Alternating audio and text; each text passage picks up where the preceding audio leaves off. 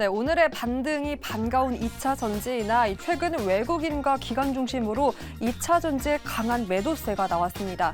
여기에 2차 전지 인버스 ETF의 개인 투자자들의 매수까지 확인되면서 투자 심리가 다소 악화됐는데요. 이러한 조정 기간을 겪었던 9월 달 시가총액 상위 2차 전지 기업들의 등락률을 체크해봤습니다. 먼저 코스피 안에서 체크를 해보니까 일제히 다 마이너스권이더라고요. 가장 낙폭이 깊었던 건 포스코 퓨처엠입니다.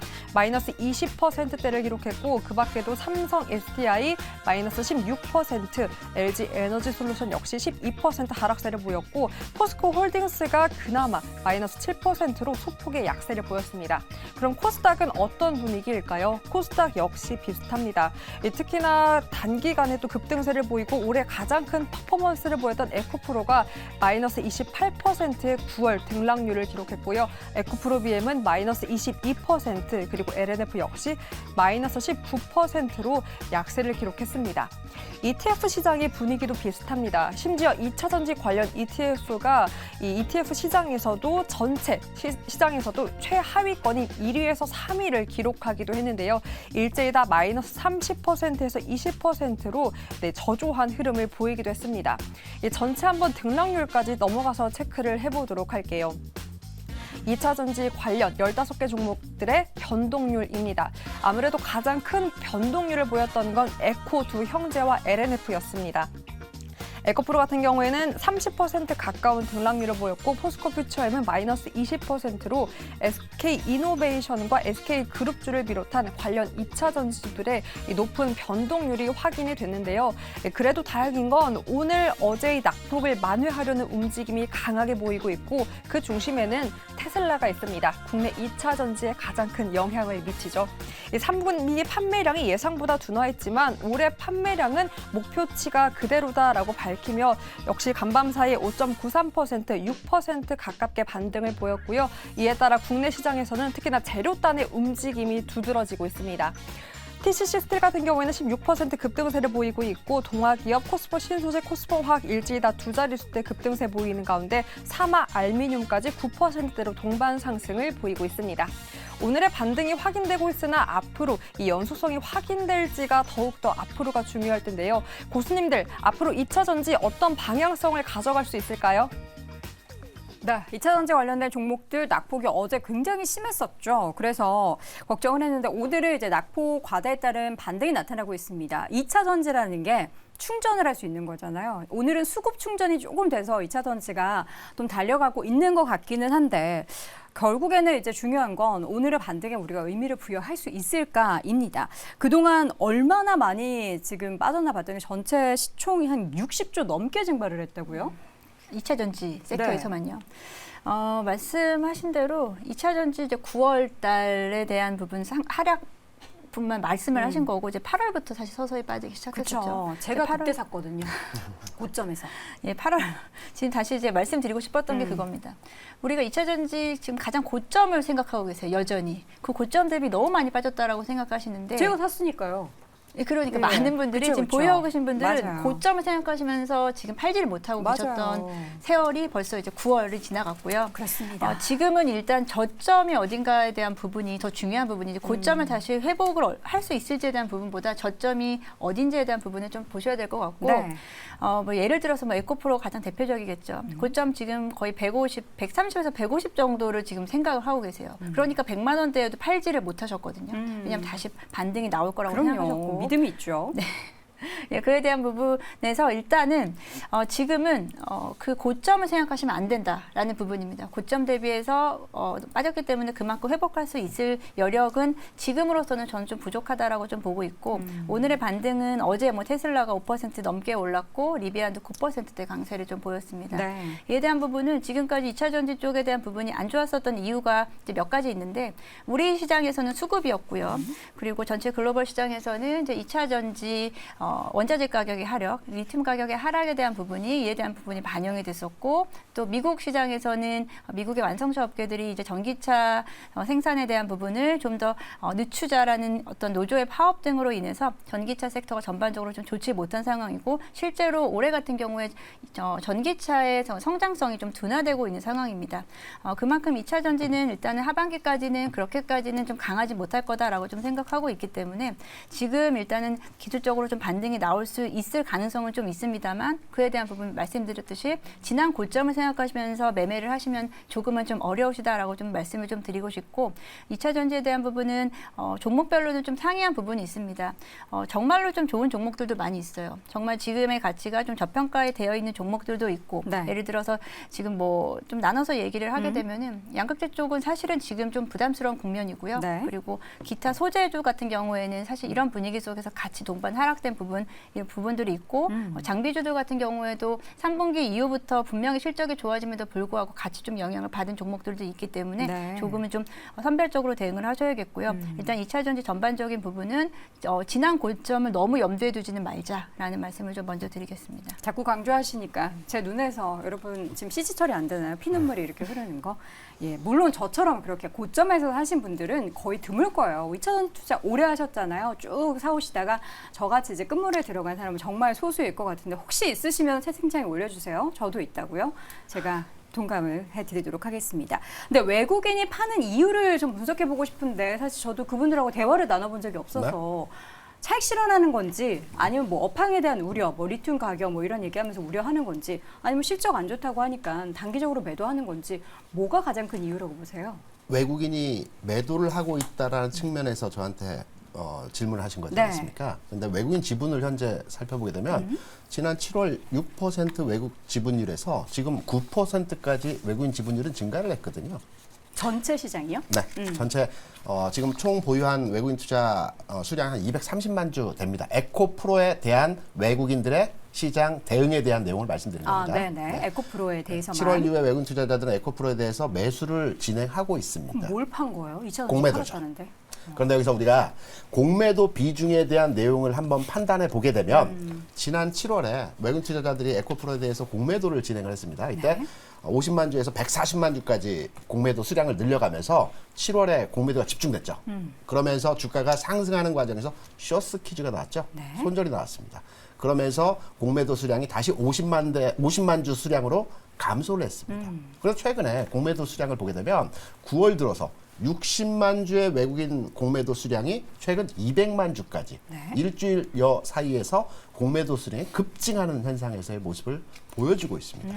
그래서 순수하게 투자 목적에서의 외국인들의 에코프로에 대한 대응은 매수를 조금씩 하고 있습니다. 그 수량 크진 않지만 공매도, 투기적으로 시장을 대응하는 공매도 세력들의 최근 매도 수량이 증가하고 있다는 측면에서 외국인의 매도 측면을 해석할 수 있는 내용이고요.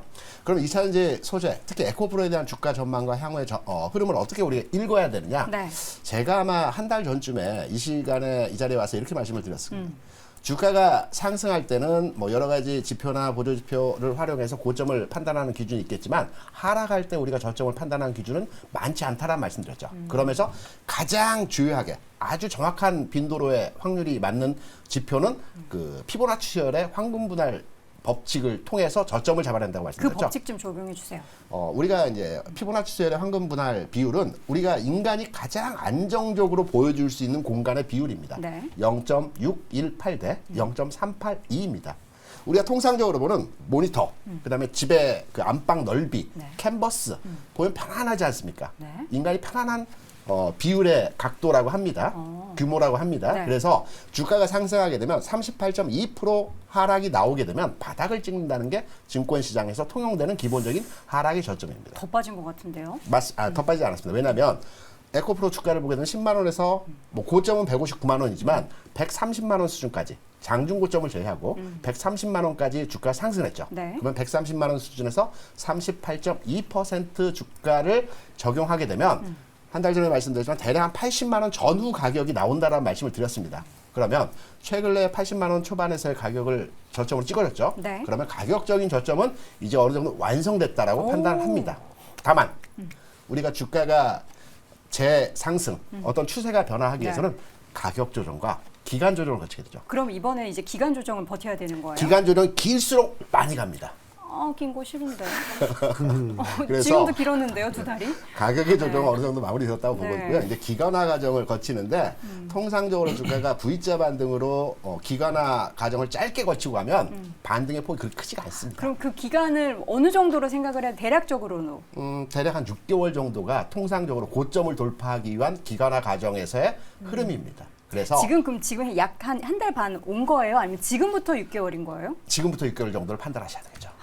내년 봄이 되면, 그렇죠. 꽃피는 봄이 되면 2차 전지에도 꽃이 필 것이다. 왜냐하면 우리가 개구리가 멀리 뛰기 위해서 움직인다고 하지 않습니까? 이러한 과정에서 기관화 과정을 거치고 나서야만이 고점을 돌파하는 추진력이 발생되기 때문에 짧은 조정 이후에 바로의 상승이 나타나면 얼마 못 가 또 무너지게 됩니다. 그래서 알겠습니다. 기관화 과정을 거쳐야 된다라는 측면으로 그리고 외국인 매도 또한 투기적인 세력에서의 매도가 최근 진행되고 있기 때문에 네. 투기 세력은 언제든지 또 들어올 수 있거든요. 언제든지 나갈 수 있거든요. 장기적인 투자 측면에서 외국인들은 6%에서 9%까지 증가하고 있다. 이 부분 감안하셔서 투자하시면 될 것 같습니다. 6개월 동안 계좌를 닫고 있는 편이 좋겠네요. 혹은 이제 저처럼 고점에서 매수하신 분들은 모아가는 전략도 저는 뭐 그것도 좋을 거라고 괜찮은 생각이 방법이고요. 듭니다. 갑자기 코너 속의 코너 주식상담 2차 전지 주식상담이 또 진행이 됐는데 이제 2차 전지 하면은 또 우리가 해외 기업 중에서 테슬라 이야기 항상 하잖아요. 그래서 오늘의 반등이 물론 어제 많이 빠진 데 따른 반발 매수세 유입도 있겠지만 밤사이에 테슬라 주가가 많이 올랐단 말이죠. 테이버고수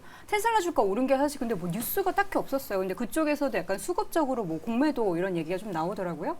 일단 테슬라 같은 경우에는 어제 오른 이유가 뭐냐 그러면은 네. 3분기 때 우리가 조금 인도량이 줄었던 부분 그 부분 우리가 공장을 리뉴얼하는 과정에서 발생했던 어쩔 수 없는 현상이었다라는 얘기를 했고요. 실제로도 테슬라가 전기차 인도량을 발표한 그날 다른 글로벌 전기차 브랜드들 보시면은 인도량이 증가하는 모습을 보였습니다. 그렇기 때문에 테슬라 같은 경우에도 큰 걱정을 할 필요는 없다. 그리고는 아마 이번 IR에서 사이버 트럭에 대한 이야기가 나오지 않을까라는 이런 기대감이 존재를 하다 보니 저가 매수가 유입됐다라고 보실 수 있을 것 같습니다. 네. 그리고는 추가적으로 테슬라가 최근에 조금 힘을 쏟고 있는 것이 결국 로봇입니다. 그러니까 로봇 관련된 것도 이번 IR에서 조금 기대를 해볼 만한 이슈다라는 점에서는 테슬라가 계속해서 우리가 팬심이라고 부를 수 있죠. 어찌 보면 실적을 내고 있고 성장을 하고 있는데 새로운 혁신을 꾸준하게 보여주고 있다 보니까 이런 부분에서 기회만 있으면은 높은 변동성으로 저가 매수가 들어오고 또 그런 관점에서 적당히 올라가면은 뭐 공매도가 많이 들어온다. 이렇게 좀 해석을 하실 수 있을 것 같습니다. 그 부분에서 올라왔다라는 거고 아마 이 부분을 우리나라 2차 전지랑 많이 연결해서 생각을 하시려는 분들이 많이 계실 겁니다. 그러면 근데 안 되는 건가요? 예. 왜요?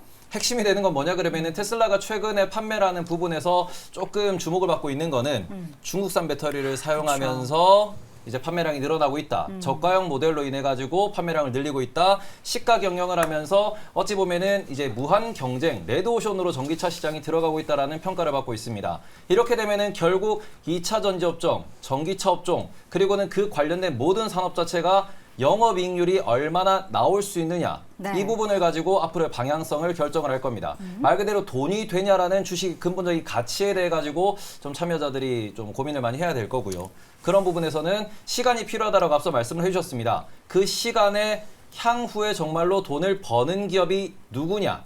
물이 빠지는 중이라고 생각을 하셔야 되고요. 물이 빠지는 동안 어떤 종목이 정말 살아남을 수 있는 종목인가에 대해서 이제 어제도 이제 옥석가리기라는 표현을 많이 써주시던데 네. 주식 시장에서 옥석가리기라 그러면은 어느 정도 재료는 끝났다. 이제부터는 정말로 돈 버는 기업만 사셔야 된다. 찐으로 실적 나오는 기업으로. 잘못 사시면은 계좌가 많이 아플 수 있다라는 것을 돌려 말하는 것이기 때문에 네, 네. 옥석가리기에서 살아남으셨으면 좋겠다라고 말씀드리고 싶습니다. 제가 많이 아픕니다. 그래서.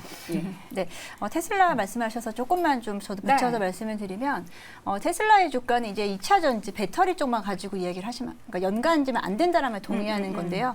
그러니까 테슬라 올랐다고 해서 우리나라 2차 전지 같이 오른다? 이 공식은 이제는 완벽하게 적용되기가 어렵다라는 점. 이전에는 그랬는데 네, 이제는 그 사슬이 끊어졌다. 네, 왜냐하면 끊어졌다라기보다 네. 이제 테슬라가 지금 주가에 지금 동력을 가져갈 수 있는 건 단순히 이제 전기차가 아니고요. 테슬라는 배터리 내재화를 계속해서 하고 있기 때문에 오히려 그렇죠. 더 2차 전지 섹터에는 테슬라가 발전하면 발전할수록 오르면 오를수록 오히려 그에 대한 부분을 좀 뺏기는 부분이 있겠고요. 네. 테슬라의 주가에는 그리고 최근에는 도적 컴퓨터 그리고 자율주행에 대한 부분이 같이 좀 접목되어 있기 때문에 네. 테슬라가 오른다고 해서 우리나라 2차 전지가 오른다라는 공식은 조금 좀 약해지고 있다라고 말씀드릴 수 있겠습니다. 알겠습니다. 우리 김장렬 고수님께서는 2차 전지주들의 지금까지 조정 이후의 움직임에 대해서 뭐 향후에 어떻게 좀 보시는지 지금 좀 지금 집중을 할 만한 세 분 종목인지. 고수님 얘기 나온 걸 네. 100% 동감하고요. 아, 네. 저는 하나만 에딩하는데 뭐 차별화 없습니다. 이게 빠질 때는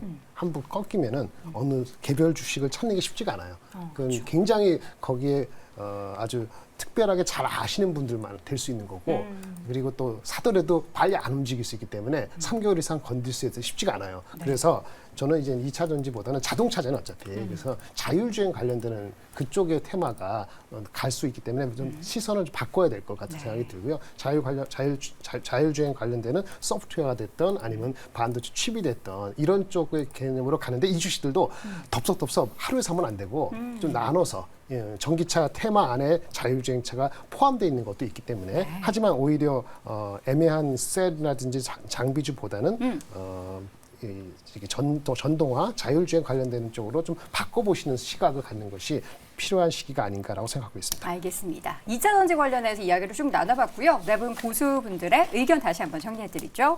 김장렬 고수, 미국, 유럽 전기차 육성 정책 역시 속도 조절에 나설 수 있으면 염두에 둬야 된다. 그리고 김대중 고수는 시간과의 싸움이다. 아까 6개월 말씀해 주셨죠. 염정 고수는 2차 전지 관망 후에 종목별로 좀 대응을 해야 한다. 테이브 고수는 그게 돈이 됩니까? 핵심은 영업이익률이다. 실적 보자라는 이야기 해주셨습니다.